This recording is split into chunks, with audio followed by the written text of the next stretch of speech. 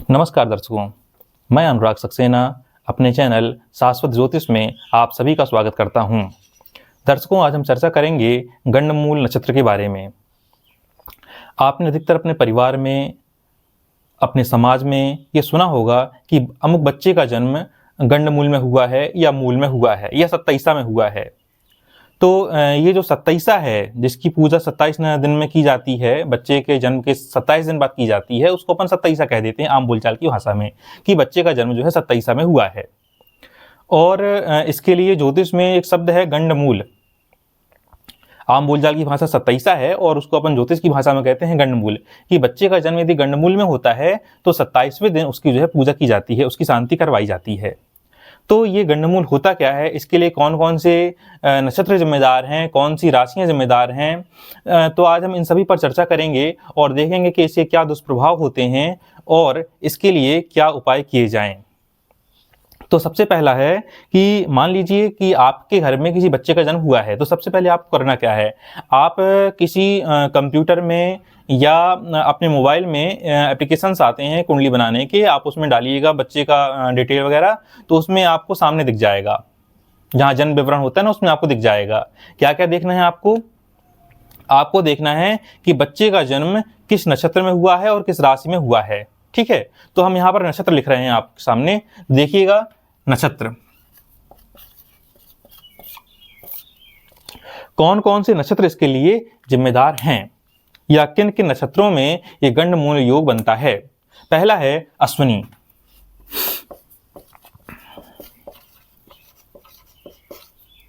अश्विनी नक्षत्र, इस अश्विनी नक्षत्र के स्वामी होते हैं केतु। दूसरा नक्षत्र इसके लिए जिम्मेदार है गंडमूल के लिए अश्लेषा।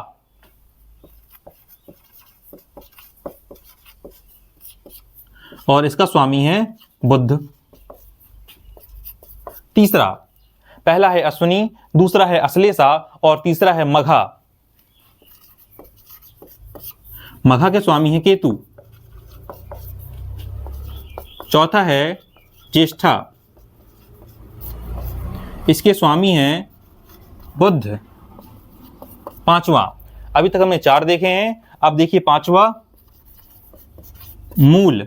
मूल नक्षत्र के स्वामी हैं केतु और छठवां है रेवती, इसके नक्षत्र के स्वामी हैं बुध। ठीक है, तो ये 6 नक्षत्र हैं। यदि आपके बच्चे का जन्म इन 6 नक्षत्रों में हुआ है तो आपको विशेष ध्यान देने की जरूरत है कि कहीं हमारे बच्चे का जन्म 27 में तो नहीं हुआ, कहीं हमारे बच्चे के जन्म समय गंडमूल तो नहीं लगे थे। ठीक है, तो ये 6 नक्षत्र जिम्मेदार हैं, आपको ये ध्यान देना पड़ेगा जन्म के समय। अब यदि आपके बच्चे के जन्म के समय अश्विनी नक्षत्र पड़ रहा है तो आप देख लीजिए कि चंद्रमा किस राशि में है। तो हम यहां पर देखते हैं राशि। राशि देखिए,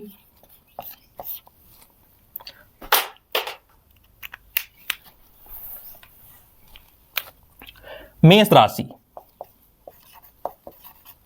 निश्चित रूप से जब बच्चे का जन्म नक्षत्र के समय चंद्रमा अश्विनी नक्षत्र में होता है, बच्चे के जन्म के समय जब चंद्रमा अश्विनी नक्षत्र में होता है तो निश्चित रूप से उस समय मेष राशि होगी। ठीक ना, और इस मेष राशि के स्वामी होते हैं मंगल। ये अग्नि तत्व राशि है। दूसरा है अश्लेषा। इस अश्लेषा का मतलब कर्क राशि है। इस राशि के स्वामी होते हैं चंद्रमा। ये जल तत्वीय राशि है। फिर तीसरा है सिंह राशि और इसके स्वामी हैं सूर्य। ये कैसी राशि है, ये अग्नि तत्वीय राशि है। फिर चौथा है वृश्चिक,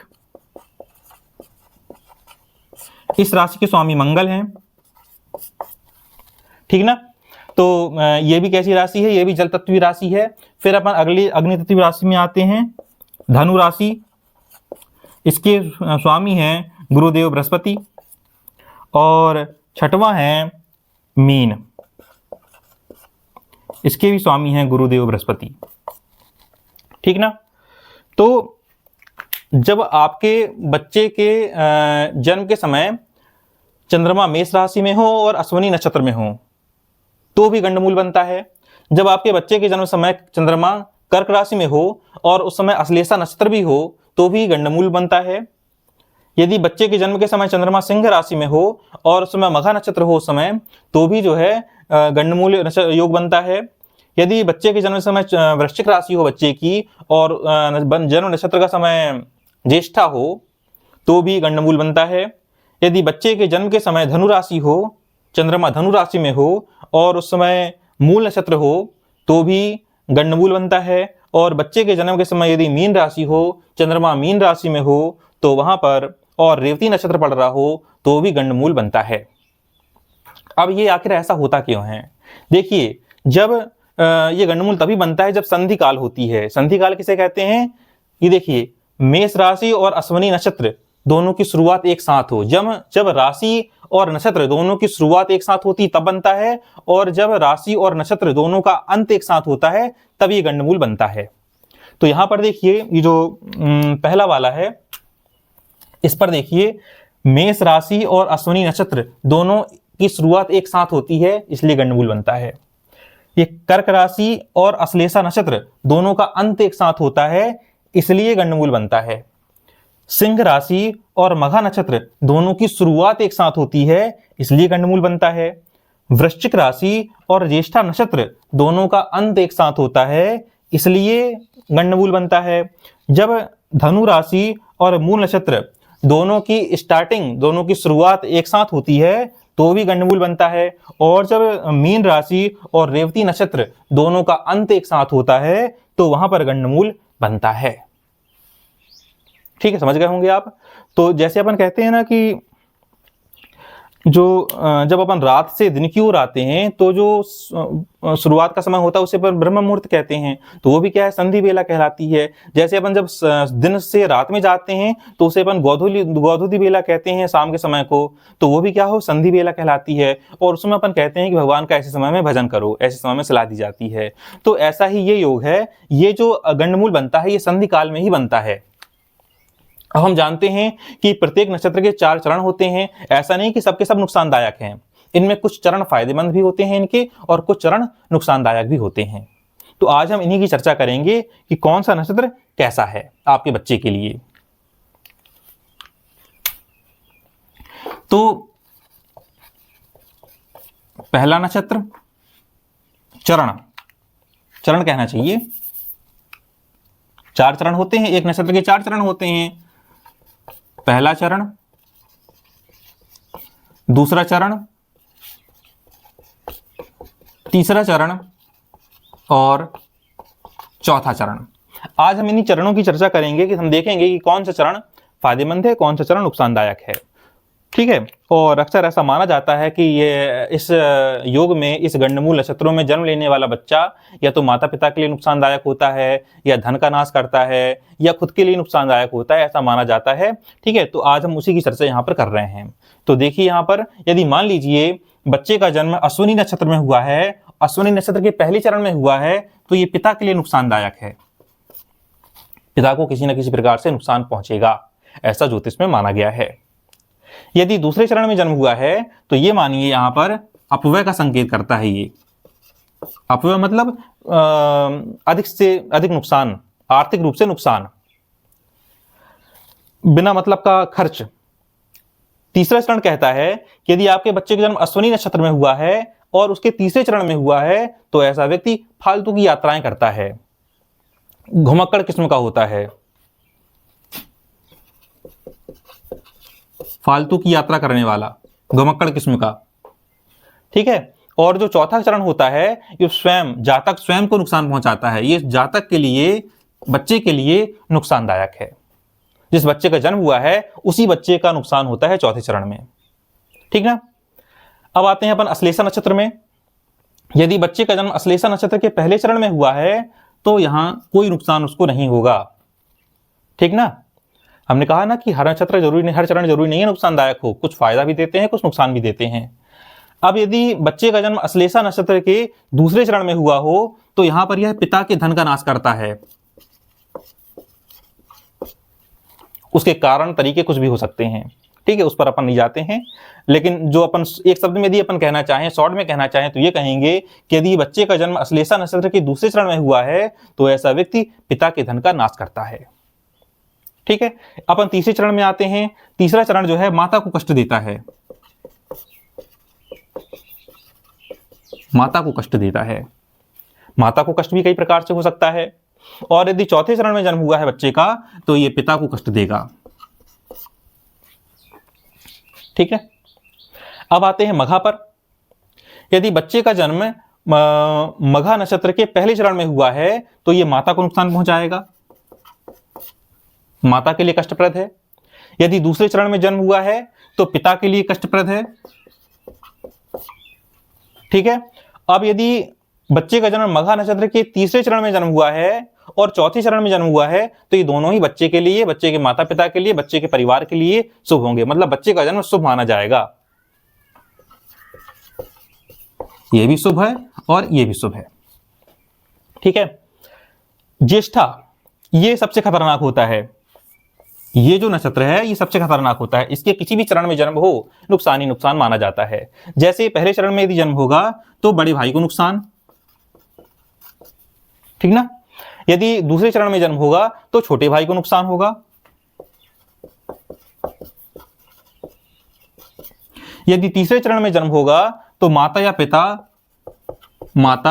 पिता दोनों में किसी का नुकसान हो सकता है या दोनों को नुकसान पहुंचा सकता है ये।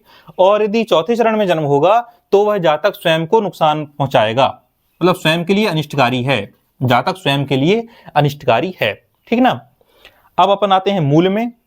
ठीक है ना, कहते हैं मूल नक्षत्र में जन्म हुआ है तो हम देखते हैं कि इसमें क्या क्या नुकसान है। पहले नक्षत्र में पिता को नुकसान है। यदि बच्चे का जन्म मूल नक्षत्र के पहले चरण में हुआ है तो ऐसा व्यक्ति पिता के लिए नुकसानदायक या अनिष्टकारी माना जाता है। दूसरे चरण में यदि जन्म हुआ है तो वह माता के लिए नुकसानदायक माना जाता है। यदि तीसरे चरण में जन्म हुआ है तो वह धन हानि करवाता है, अपने परिवार की धन हानि करवाता है, अपनी भविष्य में अपनी भी धन हानि करवाएगा। और यदि मूल नक्षत्र के चौथे चरण में जन्म हुआ है तो ऐसा बालक अपने लिए, अपने परिवार के लिए शुभ होता है। अब आ जाते हैं रेवती नक्षत्र। रेवती नक्षत्र को ऐसा माना जाता है कि जिस व्यक्ति का जन्म इस रेवती नक्षत्र में होता है वह बुद्धिमान होता है, लेकिन फिर भी इसको जो है गंडमूल नक्षत्र में रखा गया है और इसका केवल एक चरण ही नुकसानदायक है, बाकी के 3 चरण बहुत ही शुभप्रद हैं। ऐसा माना जाता है कि प्रथम चरण में जन्म हो तो राजा के तुल्य, दूसरे चरण में जन्म हो तो मंत्री के तुल्य, तीसरे चरण में जन्म हो तो धनवान, चौथे चरण में नुकसान होता है। ठीक है, हम एक शब्द में लिखते हैं शुभ। पहला चरण शुभ होता है, दूसरा चरण भी शुभ होता है, तीसरा चरण भी शुभ होता है और चौथे चरण में माता या पिता के लिए या दोनों के लिए नुकसान हो सकता है। ठीक है, तो ये था हमारा गंडमूल और इसके विभिन्न चरण, जो कि हम देखते हैं यहाँ पर कौन फायदेमंद है, कौन नुकसानदायक है। तो इसमें हम अंडरलाइन करेंगे, सर्कल बना देते हैं जो जो शुभ है। देखिए, इस रेवती का पहला चरण शुभ है, रेवती का दूसरा चरण शुभ है, रेवती का तीसरा चरण शुभ है, मूल नक्षत्र का चौथा चरण शुभ है और मघा नक्षत्र का तीसरा चरण और चौथा चरण शुभ है। ठीक ना। तो ये चीजें शुभ हैं और आप लोग अपने बच्चे की कुंडली में देखिएगा कि यदि इस तरह का है, शुभ है तो कोई दिक्कत नहीं है, आपको कोई पूजा पाठ करवाने की जरूरत नहीं है। लेकिन और एक चीज और है, यदि लड़का हुआ है, यदि आपके घर में लड़का हुआ है और लड़का रात में हुआ है, ठीक है, तो भी आप लोग थोड़ा सा ध्यान दीजिएगा कि लड़के का जन्म दिन में हुआ है कि रात में हुआ है, लड़की का जन्म दिन में हुआ है कि रात में हुआ है। उसके अनुसार फिर अपन आगे इस पर बात करते हैं, बढ़ेंगे आगे। ठीक ना। तो अब हम देखते हैं कि इसकी 27 दिन बाद पूजा करवाई जाती है। पूजा में क्या क्या होता है।